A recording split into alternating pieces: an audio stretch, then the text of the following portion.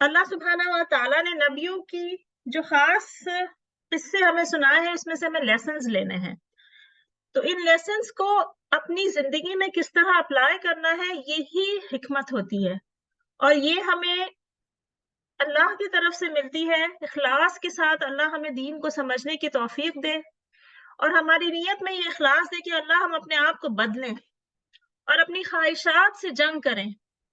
کیونکہ اصل خواہشات جو ہوتی ہے اس سے انسان کو خود خوشی ملتی ہے، لیکن اکثر انسان کی خواہشات اللہ کے حکم کے خلاف جاتی ہیں.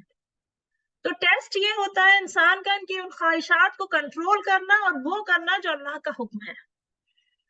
اور اسی لیے کیونکہ جب چیزیں ہماری خواہشات کے خلاف ہونے لگیں تو ہمیں پھر پریشانی جب ہوتی ہے تو ہم ریئیکٹ کرتے ہیں.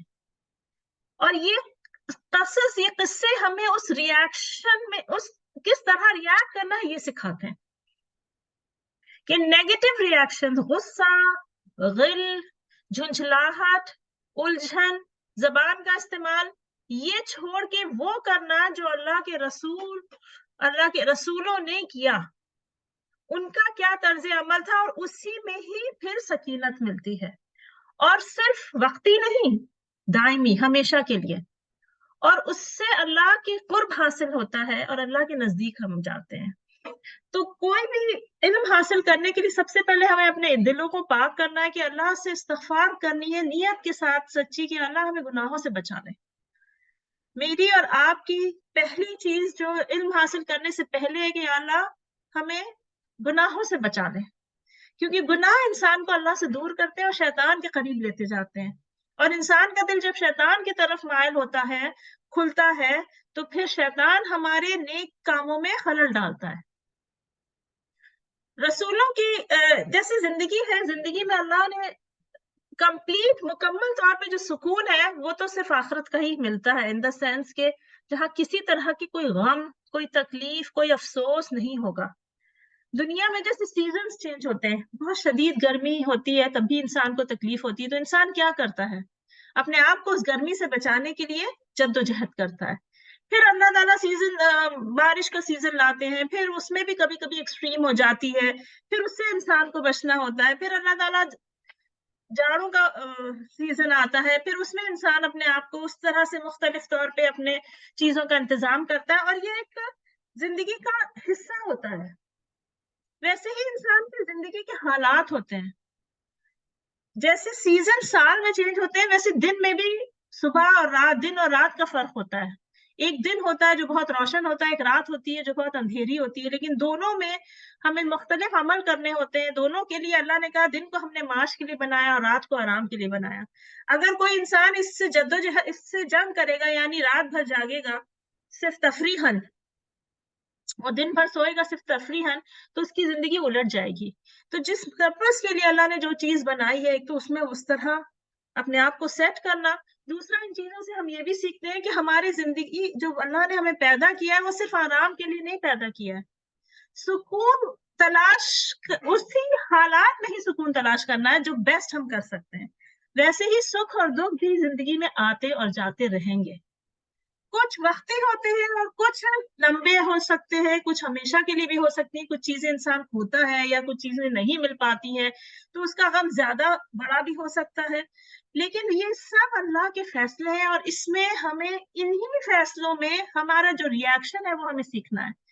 مثلا مثال کے طور پہ یوسف علیہ السلام کی زندگی کا ایک پہلو ختم ہوتا ہے تو دوسری آزمائش شروع ہو جاتی ہے.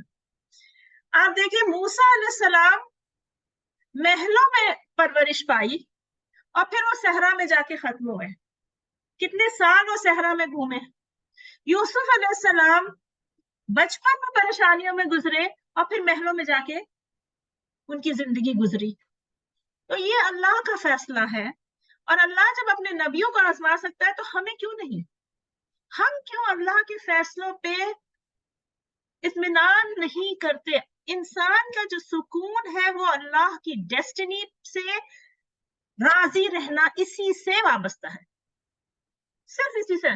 مثلا ایک چھوٹی سی مثال ہے، اگر گرمی میں اے سی خراب ہو جائے، یہ قدر اللہ ہے. अल्लाह ने आज के दिन मेरा ये टेस्ट लिखा था। अब वो किसी घर की, किसी फर्द की गलती से हुआ, तो हम उस फर्द के पीछे भागेंगे या सब्र करके अल्लाह से दुआ करेंगे कि अल्लाह इसको मेरे ऊपर आसान कर दे और हमारे लिए इसको ठीक करा दे। ये दो डिफरेंट रिएक्शन होते हैं। इन रिएक्शन, ये स्मॉल रिएक्शन है, बट अल्लाह के यहाँ ये बहुत